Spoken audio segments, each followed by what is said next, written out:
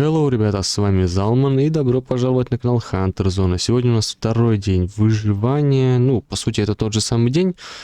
Просто я думал поспать, но из-за огромного количества зомбированных я, к сожалению, не могу это сделать. Что мне вообще нужно по-хорошему сделать? Во-первых, забрать сейчас сэндблок и валить отсюда. Куда я побегу? А вот, наверное, вот сюда, в рыбацкий городочек. Потому что попросили начинать отходить от Палетта Бэй. Прошло около 3 или 4 часов после записи первой серии.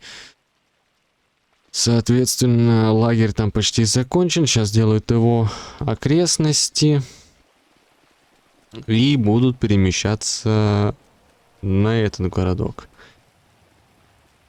Естественно, сейчас они просто занимаются маппингом, после чего будут прописывать уже все необходимое. Ага, понятно. То есть вот так подходишь, открываешь капот, открываешь багажник, и там будут ресурсы. А может и не будут, это все чисто индивидуально. Так. Продаются домики. Ну ладно, мне это не интересно, мне нужно бежать подальше отсюда. Вот машинку бы еще на самом деле найти какую-нибудь, хотя бы самую простенькую, старенькую, чтобы было легче передвигаться. Но, я так понимаю, вряд ли, конечно, это будет. Потому что ремонтного набора у меня нету. Ну и в этом видеоролике я вам, кстати, расскажу про регистрацию, про то, как будет запускаться сервер. То есть, через 5M или RageMP. И еще некоторую информацию. И начнем, наверное, с даже не с регистрации, а с запуска сервера. К серверу будет создан собственный лаунчер, потому что загружать данные через сервера 5M либо RageMP, тем более в таких объемах, во-первых, будет долго, а во-вторых, как бы за это будут еще сдирать так нормально бабок. Поэтому будем... здесь где-то дробовик, по-моему, должен быть. Поэтому, соответственно, будем немножечко делать иначе. Да, дробовик. Так, есть. И есть. Так.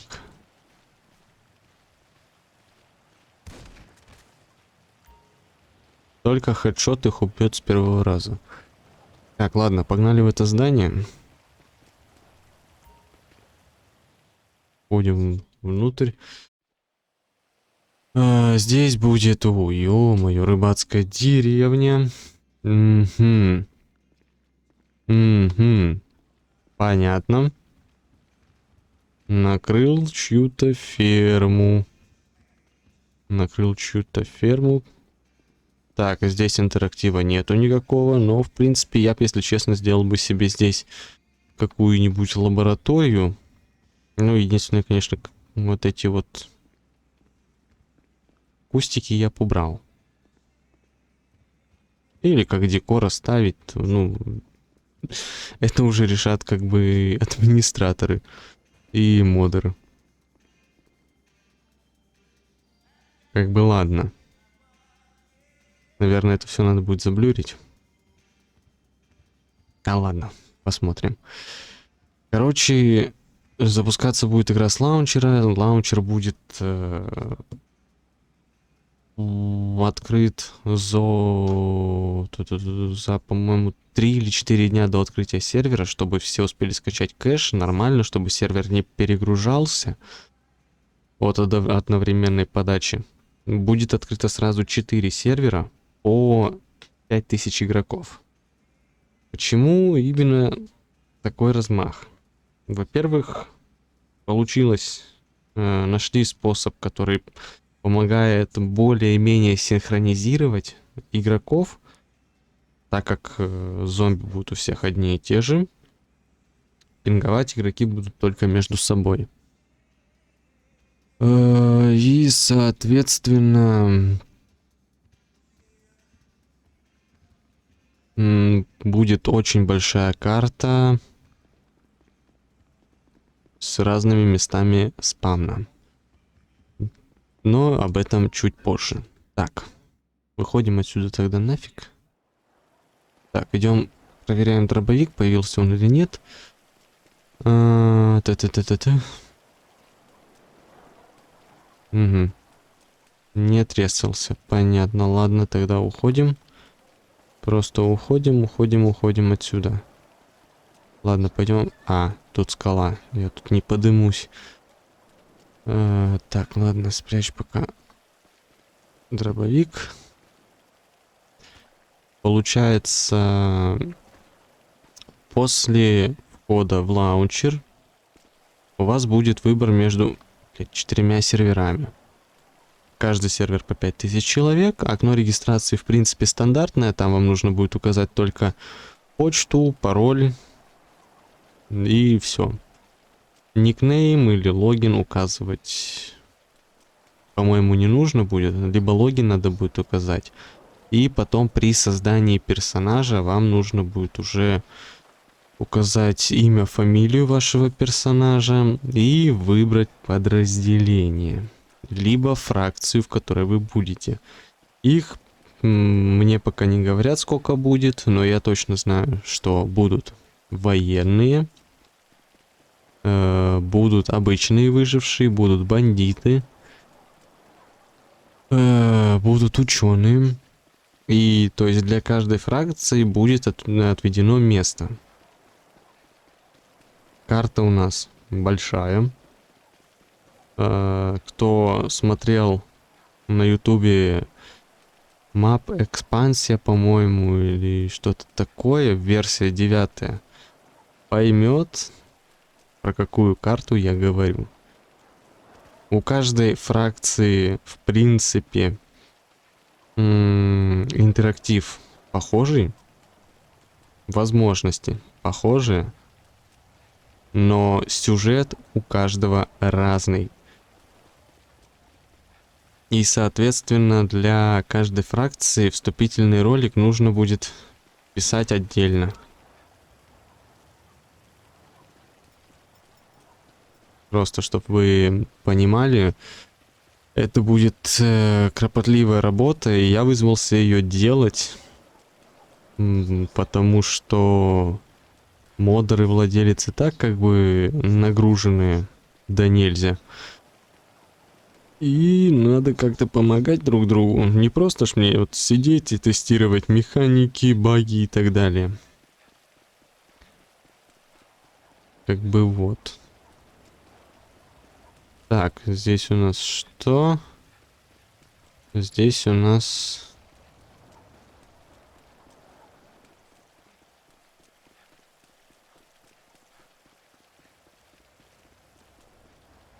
Так, здесь у нас ничего интересного нету. Спать все равно не получится. И, кстати, на сервере очень много транспорта. На данный момент добавлено около, по-моему, 5000 единиц, что ли. И самый трудоемкий процесс, по-моему, это, во-первых, переписать скрипты и изменить модификации на транспорт под апокалипсис.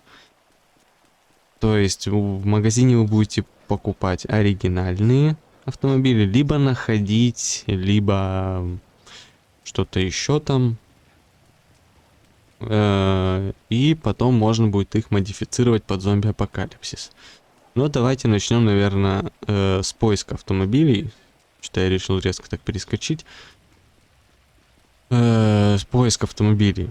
Вы сможете найти абсолютно любой автомобиль в любом виде. То есть это будет сток, либо уже прокачанный в каком-то русле автомобиль. И присвоить его себе. То есть вы его находите, запускаете едете к механику и делаете ключи на автомобиль, чтобы могли его закрыть и никто у вас его не угнал. Хотя, если вы оставите автомобиль на долгое время, не думаю, что запертые двери вам помогут, потому что здесь делают систему взлома автомобилей.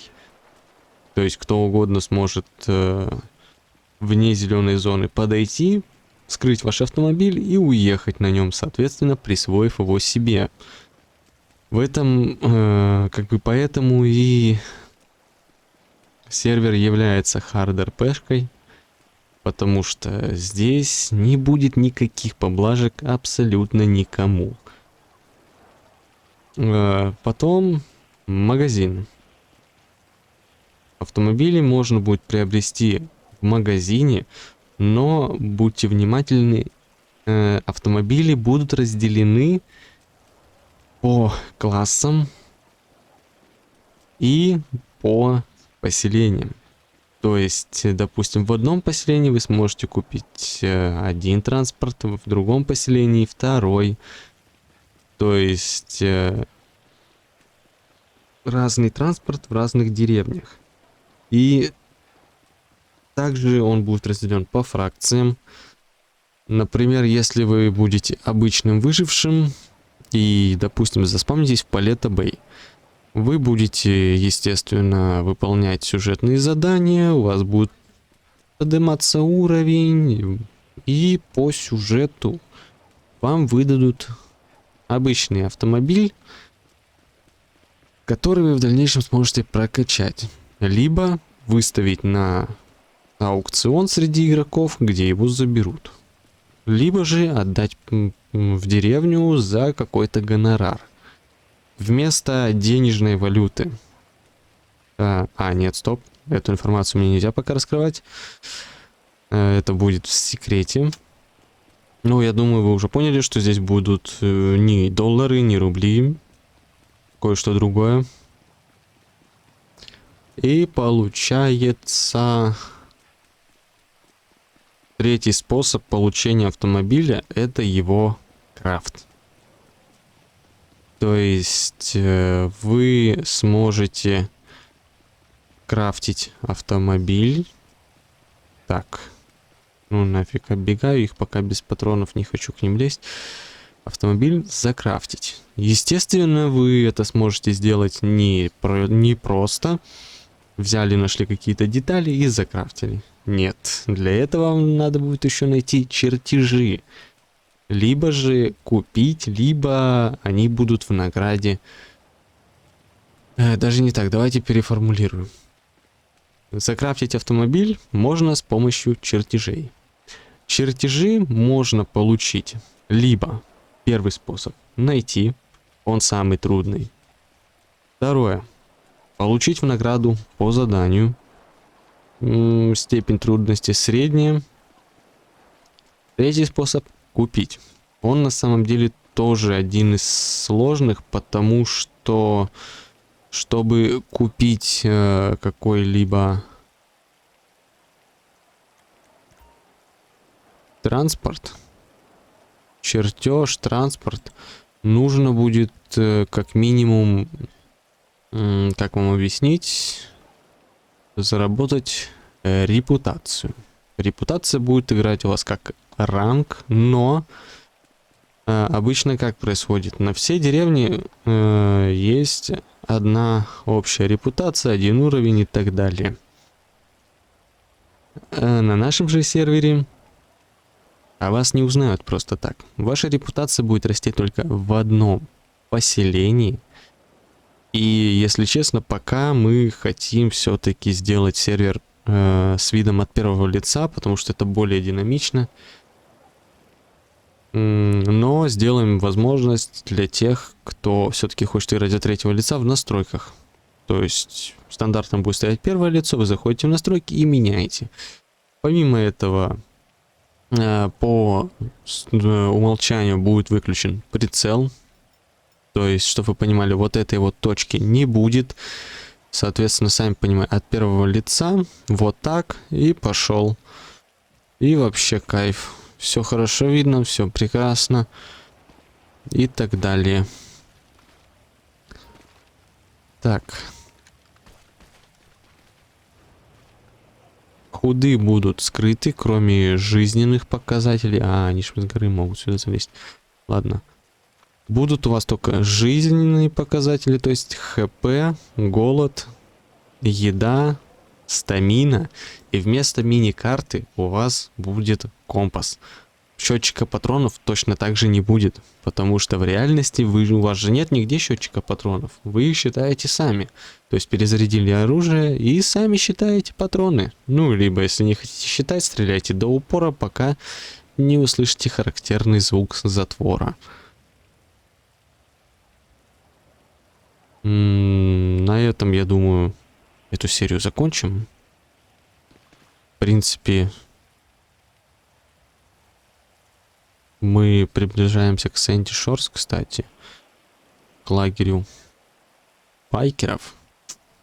Я думаю, про маппинг я вам расскажу в следующей серии. Думаю, как раз таки узнаю, сколько фракций будет и как они вообще будут функционировать, как они будут взаимосвязаны, кто с кем воюет, кто с кем дружит и так далее. С вами был Залман и канал Hunter Zone, ребят. Подписывайтесь на канал, ставьте лайки и пишите комментарии. Всем удачи и всем до новых встреч!